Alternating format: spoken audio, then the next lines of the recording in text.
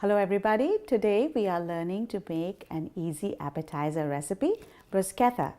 You only need a few ingredients and I've set them all up here, so take a look. You're going to need some olive oil. Cheese is an optional ingredient but kids love it, so I usually add cheese, some black pepper, salt, some garlic. This is balsamic vinegar. You also need a long skinny bread that kind of looks like this. Well, any bread would work, but this is a good option. And some fresh tomatoes and some basil as well. So these are the ingredients that we are going to use today. I'm going to start the recipe by first preheating the oven to 400 degrees.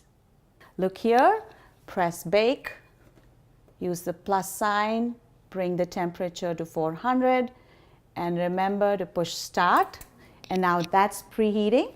We also want to get a baking sheet ready. To make your work go easier when it's cleanup time, I like to use some parchment paper. This is completely optional, but if you do use parchment paper, make sure you get it to the right size. So make sure it's not coming out of the tray because that's a safety hazard. So you want to use scissors to cut the parchment paper to the right size.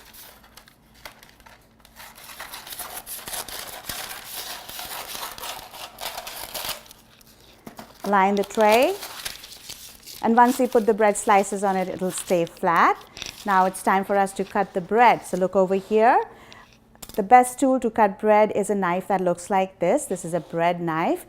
It has long serrated edges, so it makes it easier for us to cut the bread. Now it's a good idea to cut bread at an angle because that gives you more of a surface area to put your yummy toppings on. So I'm going to first cut one piece like this. Let me move the tomatoes to the side because we're going to need them later.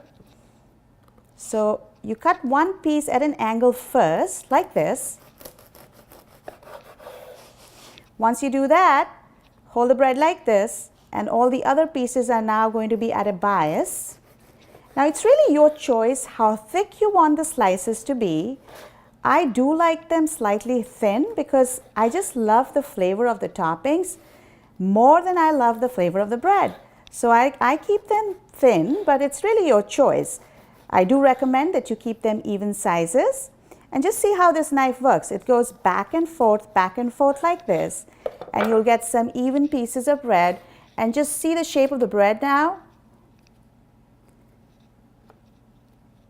So the bread is kind of oval and has more of a surface area for you to put the toppings on. So cut as many slices as you need. Go back and forth. And then start getting your tomato mixture ready. So I'm going to put this bread on the side for now. I'll cut the tomatoes. Now for cutting tomatoes, you can always use a very sharp chef's knife, or you can also use any other serrated knife works well too. So I'll cut one tomato with each of them so that you can see how I do it. So I use the serrated knife first. So I go like this, so hold it like this first, go in the middle. Anything that is round, you want to get it flat first, right? And then you keep the flat side down, go like this. Once it's flat, it's just so much easier for you to cut it. Turn it around like this. Try to keep the slices together. It makes it easy for you to cut. And then go in again. And then you have this diced tomato that you can use. Now, I'll use this knife to show you. This also works really well. You also want to have this knife really sharp if you're planning to use it. So go like this.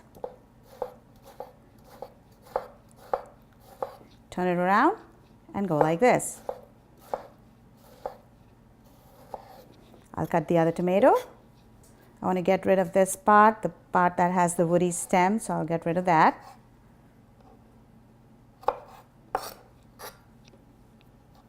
Go like this. Hold the tomato in a tunnel. Go like this. Keep the flat side down. First cut it into slices one way. Turn it around like this. And then cut it another way.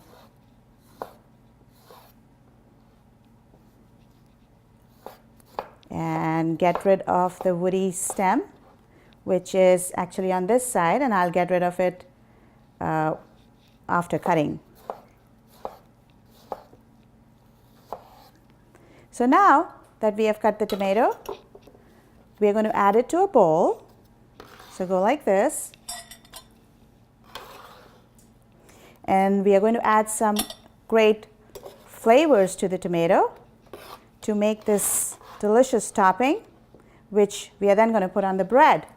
So the tomatoes are in, and we are going to add some garlic to it now. You can always use garlic that comes in a jar. If you don't have that, feel free to use garlic powder, but I'm going to mince some fresh garlic here. So the way to do it is just get the dry ends off. Okay, so get rid of this and then give it a whack. Most of the skin comes off rather easily, and then you can crush it using your knife. Mince it. Going like that. Going like that. Try to get the garlic pieces as fine as you can possibly get them, because nobody likes big pieces of garlic in their mouth, especially because the bread is only going to be toasted for a few minutes. So the garlic really would not have much of a chance to cook down a lot. So you want to just have garlic into really small pieces, but it really adds an amazing flavor. If you don't like garlic, skip that. There's no need to add garlic if you don't like it.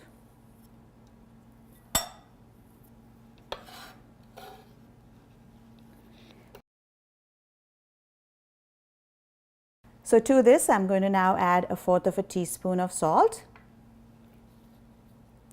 a teaspoon of balsamic vinegar. You can also use red wine vinegar, a pinch or two of black pepper, and some fresh basil leaves. So I'll show you how you can cut some basil. And again, these are ingredients that you can do according to your own liking. You want to stack the leaves one on top of the other. You can certainly go ahead and just roughly break the leaves on top of this tomato mixture, and that's just fine. I just want to show you how to chiffonade basil, so that's why I'm doing this, because it looks pretty.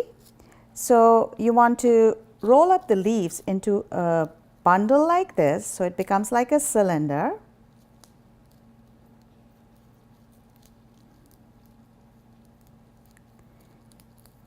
And then you just want to hold it like this carefully and just run the knife through it.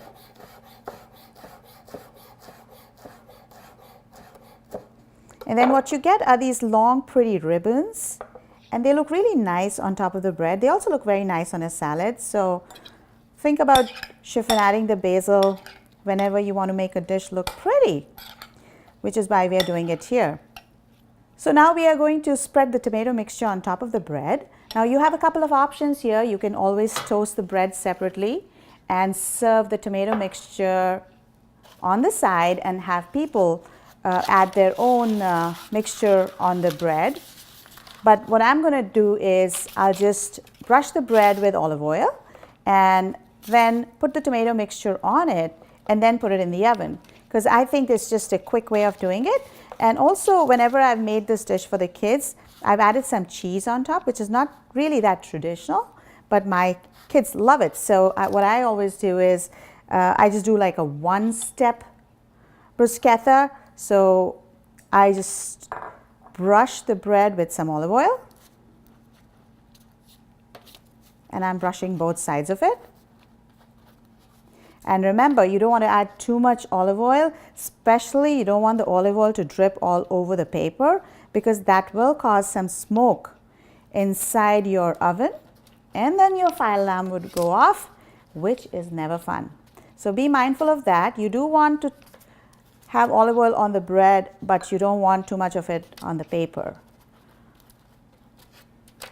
Also, always be mindful of little things like keeping the olive oil bowl close to the tray, just so that you don't spill it all over the kitchen counter, so that your cleanup is easier.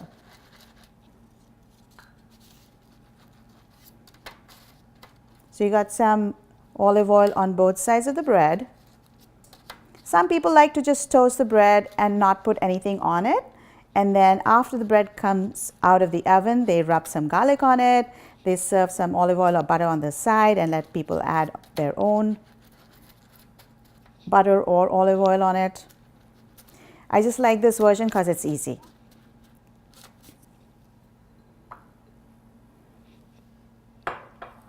So now what we have to do is we just have to spoon the tomato mixture on the bread.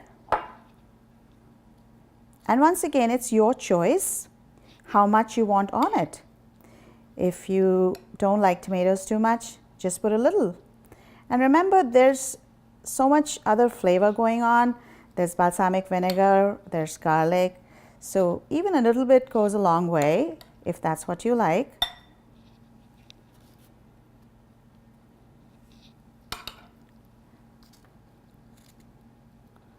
So go ahead and spoon all of the tomatoes on top of the bread. And then it's your choice. If you want to add some cheese, add that, or you can skip the cheese.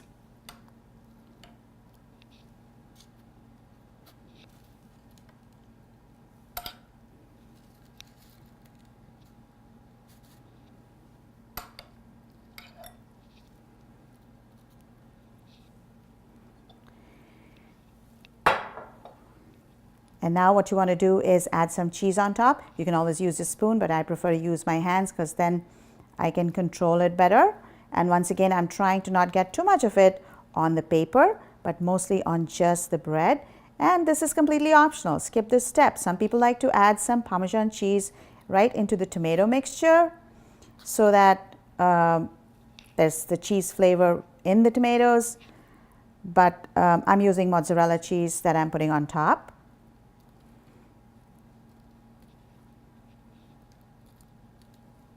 How much you use is entirely up to you. It almost tastes like a little mini pizza. And see how the parchment will help us in cleanup later, because no matter what you do, there'll be some cheese that's going to get onto the tray, and that's okay. And now it's time for us to put it in the oven.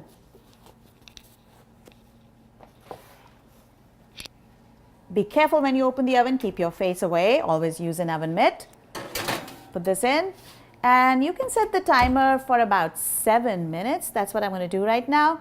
But you really have to keep an eye on it because it depends on how thick your bread slices are. That's how much time more or less it can take. Also, it depends on how much toppings are on it, how much cheese is on it. Also, ovens vary. So keep an eye on it. You just want the bread to get toasty. You want the cheese to melt a little. And if you like it really nice and crispy, give it an extra minute while you're watching it. So I'm just going to keep an eye on it at around 7 minutes and see if it's ready to be taken out. So I can hear the beep at the end of 7 minutes, and I'm looking at this bruschetta. The cheese has melted nicely. The bread kind of looks crispy on the edges, so I'm going to take it out and put it right here. I have to turn off the oven. Remember to clear that.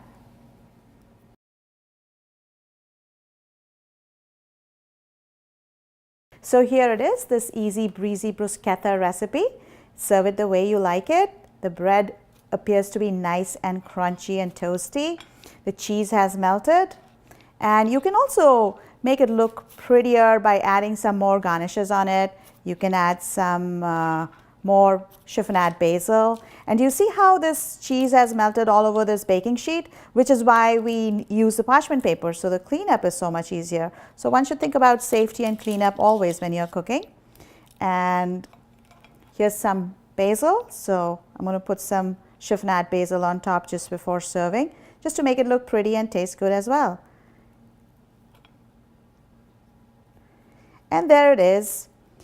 Now you can always do other variations of it. As I had mentioned, you can always toast the bread separately, take it out, rub some garlic on it, and serve that along with the bruschetta mixture that you have made. So serve the tomato mixture separately and serve the bread separately. That's one way of doing it. Now you can do many variations to this recipe. Change the cheese, try another cheese, try other roasted vegetables. I think roasted red peppers are great on this. If you want to make a dinner out of it, you can also add some cooked meat to it. Add some chicken, add some ham. There's so many variations. It's endless possibilities. Use what you have, be creative, and enjoy.